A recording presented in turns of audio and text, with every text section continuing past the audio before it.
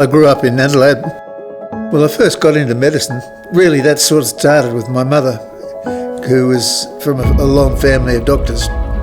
She wanted to be a doctor, but she couldn't study because the family didn't have enough money for her to do medicine.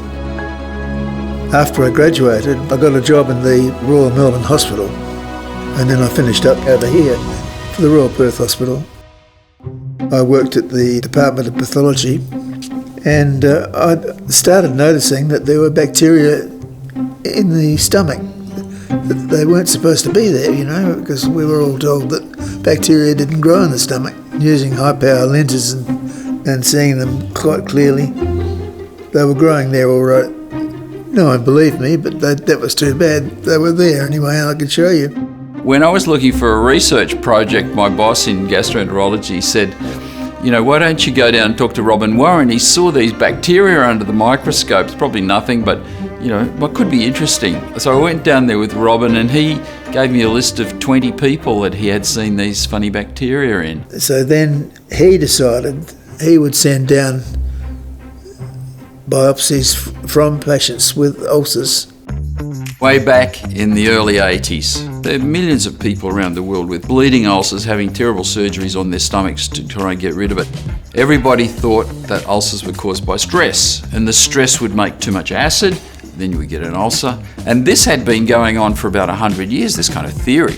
And so by the time Robin and I started seeing these bacteria in the stomach, nobody was receptive. But Robin's there, well, hang on a minute, these bacteria, they all look the same, they look like they're growing. So then eventually my boss in gastroenterology said, you guys ought to do a proper study with 100 patients in it. Barry just took 100 biopsies and we looked at them. I could see the bacteria there. They were in patients with ulcers. And if they didn't have an ulcer, they didn't grow them there. The ulcers and the bacteria seem to grow together. If we made the discovery, we wanted to help people then by curing this infection if it was the cause of ulcers. We treated them with antibiotics, got rid of the bacteria. And when we got rid of the bacteria, the inflammation that was there before disappeared. Once that disappeared, the ulcers disappeared and didn't come back.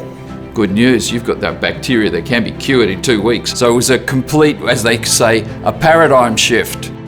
Barry came into my room one day again and said that he thought that we might get the Nobel Prize. And I thought, that little chance we'd have getting a Nobel Prize. I said, we should get together once a year on the Nobel Prize Day just in case we get told that we've won it. We would go down to the brewery pub on Mounts Bay Road and get fish and chips. And so we were finally there in 2005. Just starting our dinner. And my phone rang. This is Stockholm calling. It's, well, we're just ringing to let you know that you've won the Nobel Prize this year.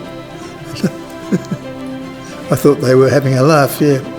I just went crazy. We'd won the Nobel Prize.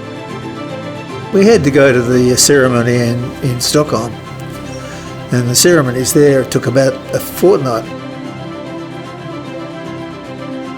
Barry and I were made companions of the Order of Australia. I mean, for me, it was just part of my daily work. Just did it because I enjoyed it.